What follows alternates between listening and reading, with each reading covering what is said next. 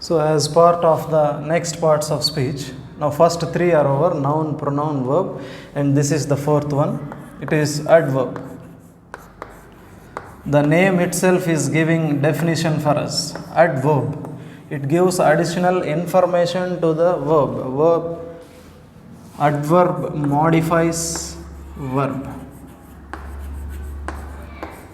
The definition of adverb is adverb modifies verb or adverb or other adjectives.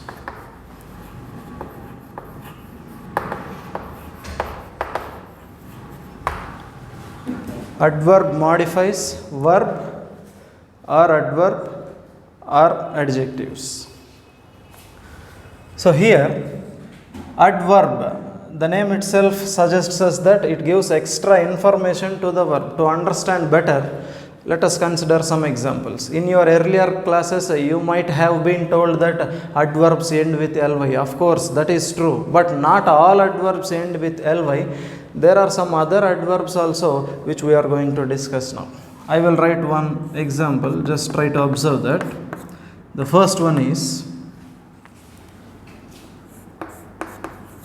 he wrote. Observe very carefully. He is a subject and wrote is an action. He wrote. How he wrote? Now my question. I am adding a word. He wrote neatly. So this neatly is describing about his action writing. How did he write? He wrote neatly. So here the word neatly describes about the action, how he performed the action. Let us consider one more example.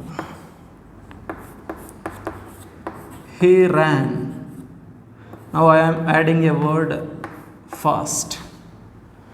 So here fast is adverb, here neatly is adverb. Now consider up to here, he ran.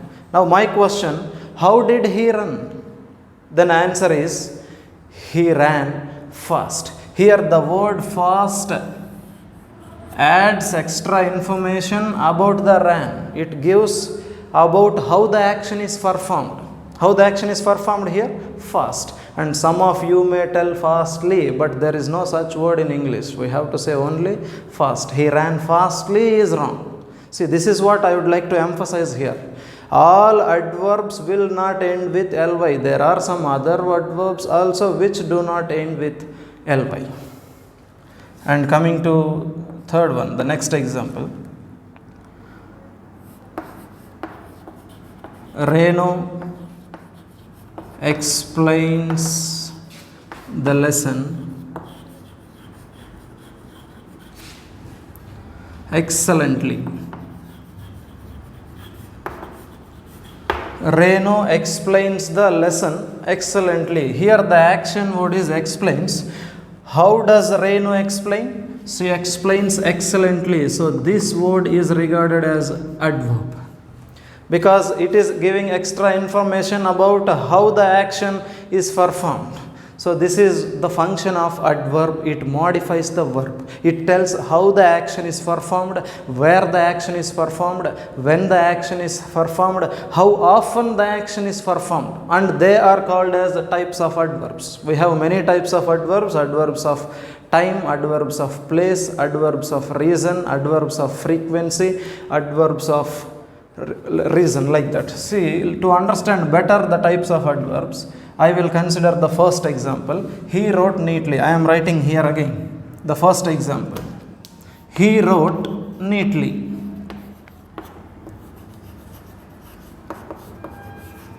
He wrote neatly. So this is the word which functions as adverb, and this is a verb.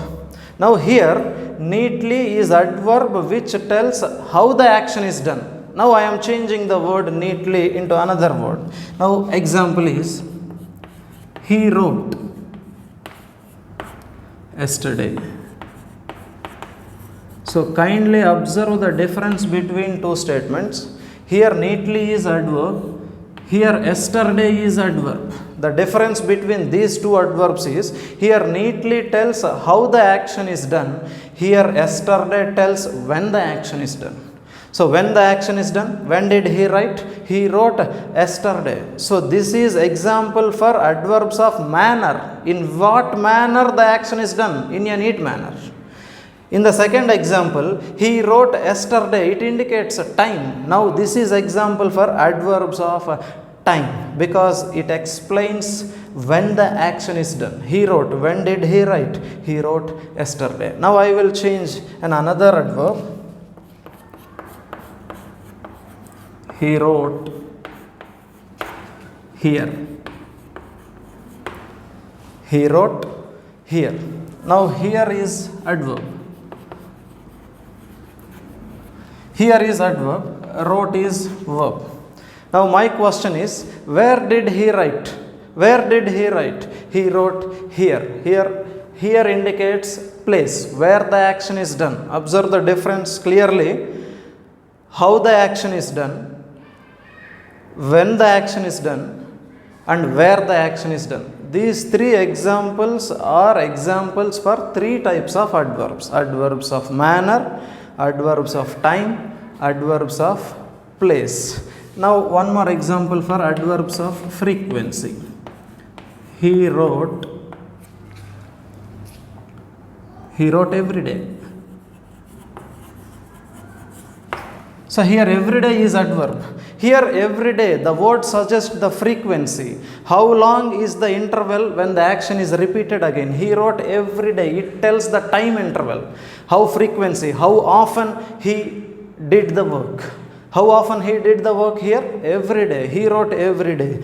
So these are the four important types of adverbs. Once again, I am repeating the types of adverbs with the examples. Adverbs of manner, adverbs of time, adverbs of place, and adverbs of frequency. Already 6th class students know better about adverbs of frequency because it is part of their grammar in first unit. Often, sometimes, seldom, never, always. These are the examples for adverbs of frequency, and you might get that even in further classes also. So please do note down these things. Now let us go to the next one. It is 5th one, adjective. What is adjective, friends? Have you ever heard the word adjective? What is adjective? What is the concept of adjective? Okay, let us discuss about adjective. First, the definition. Adjective is a word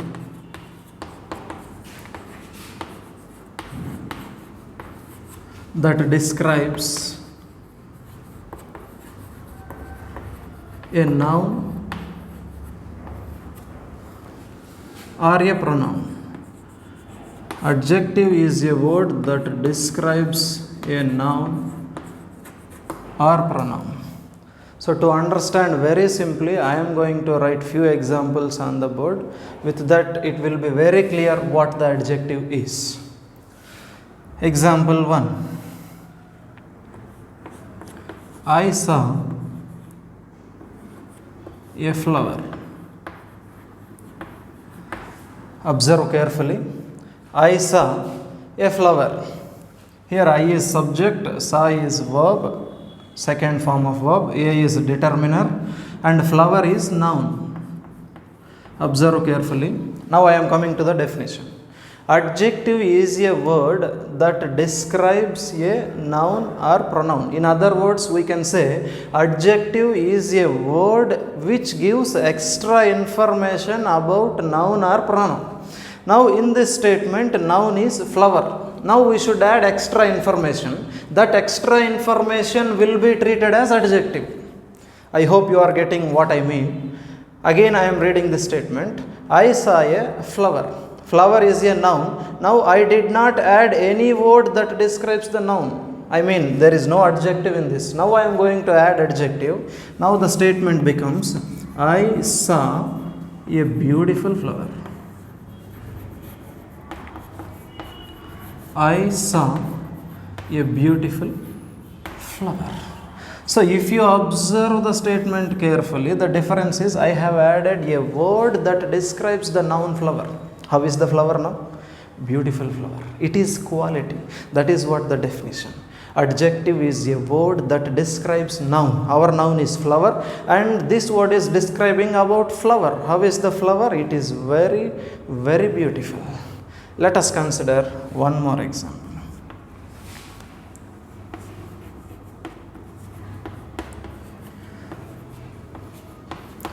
This is a school. Here school is noun and there is no adjective in the statement. Now I am adding adjective. This is a reputed school. This is a reputed school. Here reputed is considered as adjective because it is describing about the school. What type of school it is? It is a reputed, famous, well-known school.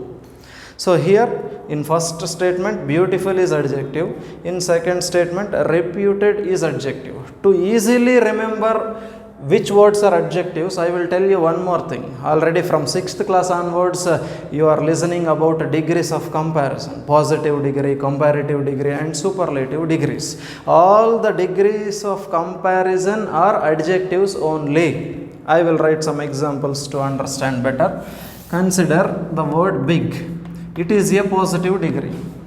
What is comparative degree for big? It is bigger. What is superlative degree for big? Biggest. See, now you can add many examples. Tall, taller, tallest.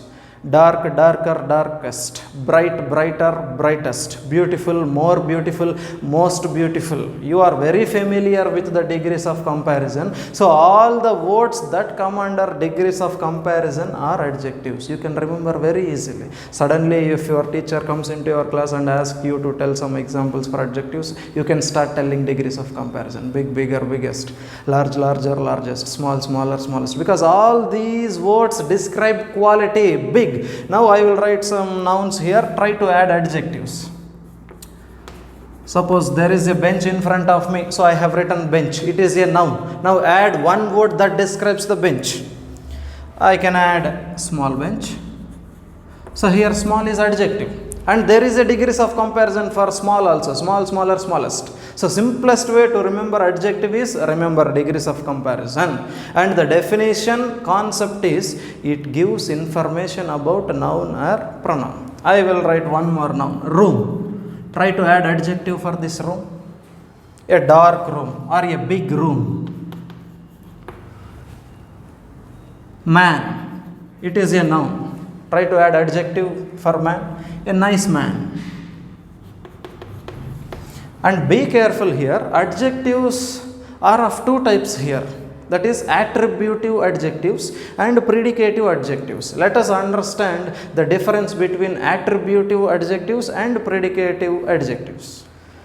So coming to the types of adjectives, as I already mentioned, adjectives are of two types based on their position. Number one, attributive adjectives.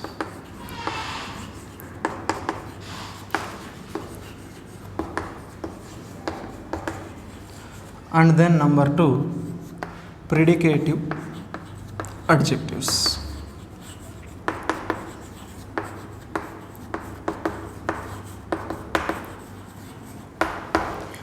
Attributive adjectives and predicative adjectives. This division is based on the position. Please do remember that. Now let us consider attributive adjectives. I will write some examples to have a better understanding.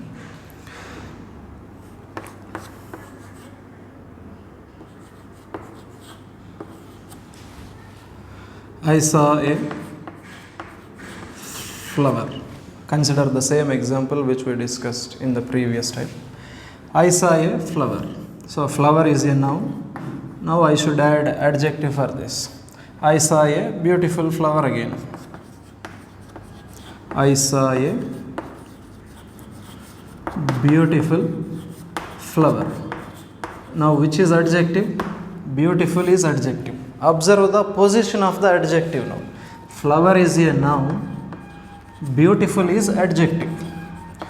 What is the position of this adjective now? It is placed before the noun. Again I am repeating, adjective is placed before the noun. So this category is based on the position. Based on the position we decide which type of adjective it is. Now based on the position, what is the position of adjective now? It occurred, it came before noun. Beautiful. So if the adjectives are placed before the nouns, such type of adjectives are to be considered as attributive adjectives. Just now I have written some examples like a small room, big mountain, blackboard, like that. These are all examples for attributive adjectives. A nice man, nice man. So here man is noun and nice is adjective. Now what is the position of adjective? It came before the noun, so it is also attributive adjective. Good teacher, consider this example. Good teacher, teacher is a noun and good is adjective. The position of adjective is before noun, so it is also attributive adjective. Now I will transform these attributive adjectives as predicative adjectives. Let us consider some examples for that. Predicative adjectives.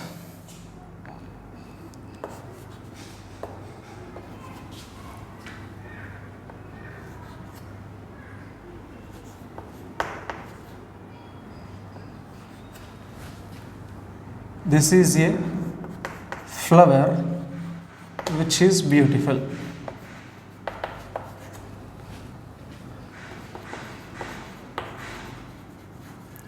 This is a flower which is beautiful. Now observe the difference between this sentence and this sentence. Here sentence is, I saw a beautiful flower.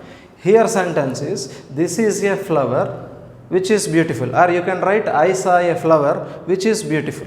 The meaning is same, but the position of adjectives is different here. Here adjective occurred before noun, but here adjective occurred after noun. So flower is the noun here, beautiful is the adjective.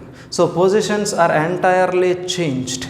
Here before noun, there after noun. So based on the position, these are the two types of adjectives. Once again I am concluding, if the adjectives are placed before the nouns, they are to be considered as attributive adjectives. If adjectives are placed after the nouns, they are to be considered as predicative adjectives. Let us go into the next type. Okay guys, let us go for sixth one. What is sixth one? Preposition. So here also the name itself suggests us the definition of preposition. So it indicates position, it tells relation. Let us try to understand the definition. Preposition is a word that tells the relationship. Preposition is a word that tells the relationship between nouns or pronouns. So to understand the definition better, let us take some examples. Again definition, preposition is a word that tells the relationship between two nouns or pronouns. I will write one statement here. With this example, you can understand very easily what the preposition is. The book is on the bench.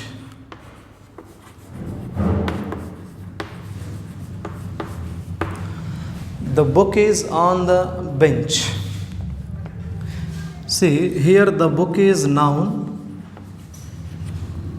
The bench is also a noun. If you observe carefully, there are two nouns in the statement, as in the definition, between nouns or pronouns. Here two nouns are there. The book is a noun, the bench is a noun. Here the prepositional word, that is on, it should tell the relation between the book and the bench. See, there is a preposition. Without this preposition, this sentence has no meaning. See, remove the preposition, just I am hiding that. What will be the sentence now? The book is the bench. See, there is the book the bench? Is book the bench? No, book is different, bench is different. But if you remove the prepositional word, the sentence will give different meaning. The book is the bench, but book is not the bench. Book is different thing and the bench is different thing.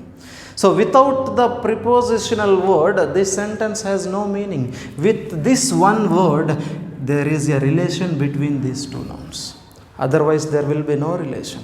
It will be a meaningless statement if you don't use preposition.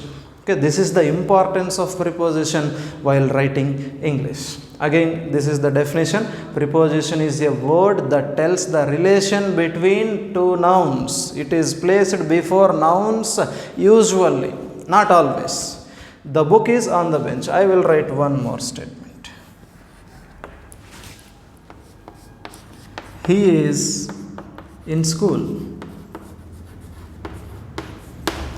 He is in school. See, he is a pronoun and school is a common noun. Is auxiliary verb and in is preposition. Now preposition tells the relationship between this pronoun and this noun.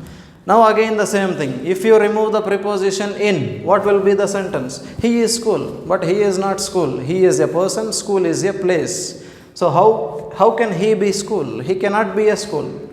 These two are two different pronoun and noun.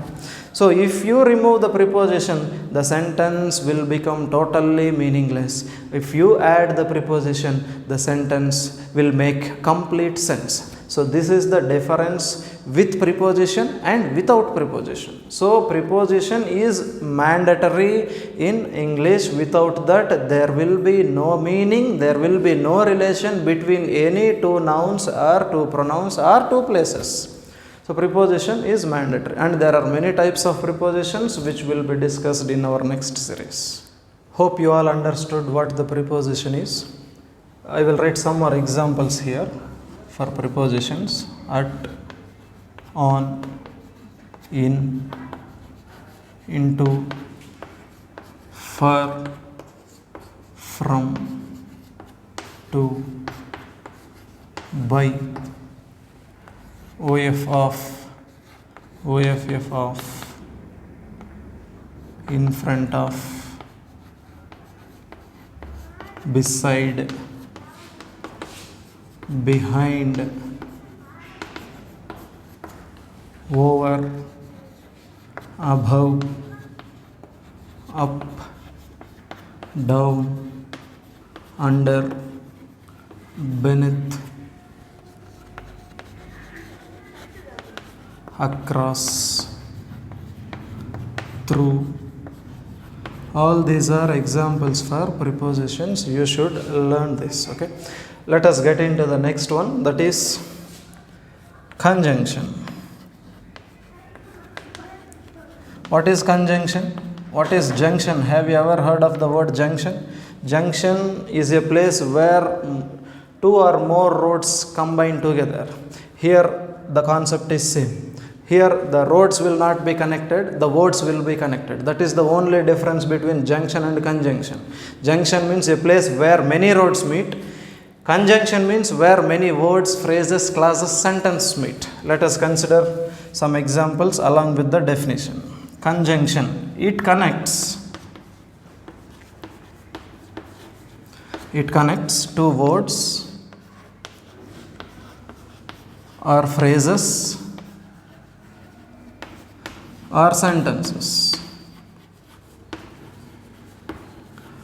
Conjunction definition is: conjunction connects or combines two words or phrases or sentences. I will write examples for conjunctions.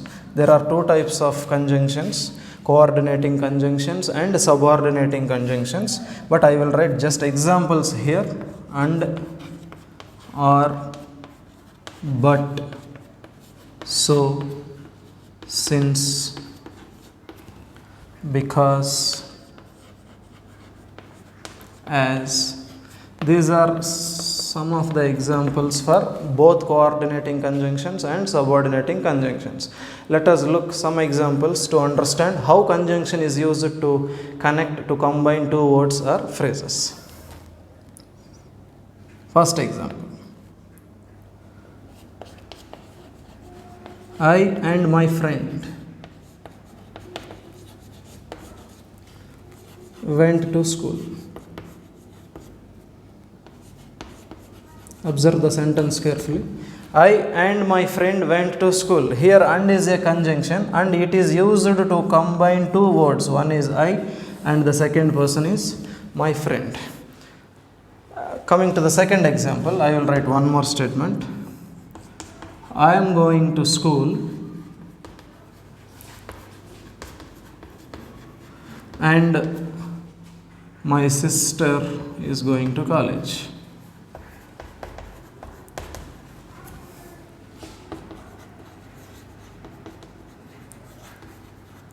I am going to school and my sister is going to college. Here conjunction is and. Here the conjunction connects two statements. See, I am going to school. It gives complete sense. So it is a sentence. And my sister is going to college. It is also a sentence which gives complete sense of meaning. And here and is connecting two statements. Whereas here and is connecting two words. That is what the definition. It connects two words or phrases or sentences.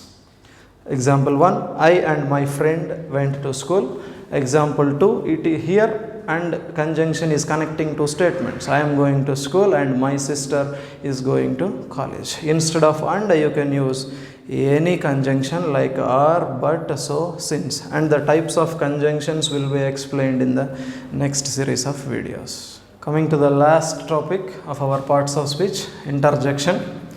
So, what is interjection? Interjection is used to express our sudden feelings. Sudden feelings means not pre-planned feelings. Suppose if you see some situations, we react suddenly. To understand the sudden feelings, I will tell you a situation. Just imagine you are traveling on the road in your bike and there is another biker who was also traveling on the road in his bike. Suddenly, he met with an accident in front of your eyes. What will be your reaction? Will you act according to your pre-plan? No, we do not act like that. Whenever you see, as soon as you saw the accident, suddenly you will react, oh my God, oh shit, you will say like this. You will express your feelings using some words and those words are interjections. So it is used to express sudden feelings. You may enjoy, you may get sudden feelings. Even in sorrow times, you will get sudden feelings. When you feel surprise, you will express your feelings suddenly. So the definition of interjection is, it is used to express sudden feelings. It is used to express sudden feelings like joy, sorrow, and surprise. Let us consider some examples to understand this very better. Okay. So some interjection words are oh, ah, oh God, shit, alas, bravo, yeah, etc. These are some of the examples for interjections. Almost all we use these words to express our sudden feelings. So let us consider some examples. Oh, he missed the catch. Imagine you are playing cricket and suddenly your friend missed the catch. He spoiled the catch. How do you react? You react spontaneously, suddenly. Oh, he missed the catch. It is used to express sudden feelings. It is used to express annoyance. It is used to express our irritation. Imagine a situation. Suppose you are searching for your slippers from a very long time and you didn't find that. What do you say? Where are my slippers? You will ask your family members, where are my slippers? It is used to express your annoyance, your irritation. In the same way, oh God, just now I have explained a situation. You have seen an accident which happened in front of you, in front of your eyes. How do you react? Oh God, how terrible the incident is. You can write like that. Oh God, how terrible the accident is. So all these are used to express our sudden feelings. And then shit. Shit is used when you have done odd thing instead of the correct thing. Suppose you are writing an exam, imagine, and you have got a question, what is the capital of India? And by mistake you have written Amravati. After writing the exam you have remembered that you have written wrong answer. What do you say? Oh shit, I have written wrong answer. I have written wrong answer. So in that situation we use shit. And coming to the alas, it is used for the situations like sorrow. When somebody feels sad or when you feel sad, you will express this feeling. I will give an example to understand better about alas. Alas, his grandfather was dead. Alas, his grandfather was dead. So it is used to express sudden feelings in the times of grief, in the times of sorrow. When you are sorrow, we use this. Alas, his grandfather was dead. To show sympathy. When you see heart-rending incidents, when you see pathetic plights, we use alas, his grandfather. Alas, the bird is dead. You can use in that situation also. Alas, he lost his job, like that. For pathetic situations, for heart-rending scenes, we react by using the interjection alas. And coming to bravo, when somebody has done a good thing or when somebody has achieved something, we use bravo interjection. It is a mark of appreciation. It is a sign of praising somebody. Bravo means shabash, to patting somebody's shoulder in the mark of appreciation. If you want to appreciate somebody, you should say bravo. Bravo, you have done a good job. It means shabash, you have done a very great job. In that sense, you can use bravo. Bravo, you have done a great job. So it is a mark of appreciation to praise somebody. Or else you can use, I will tell you a situation. You imagine you are watching live cricket in your television. Suddenly your favorite cricketer hit a ball out of the boundary, out of the stadium. I mean, he hits a six. How do you react? Wow. Or your friend hits six. How do you react? Bravo, you have done a great job. Even the next conjunction is yeah. Yeah is nothing but yes. To reply somebody in a positive way, we use I will write one example for this. Suppose somebody asked you, do you like tea or do you like sweets? Yeah, we say answer yeah. Yeah means it implies approval. You are giving approval to somebody's question. Yeah, I like tea. Or yeah, I like sweets. So all these are interjectional words which are used to express sudden feelings in the times of joy, sorrow and surprise. Okay. So with this our topic has come to an end. Let us meet in the next class.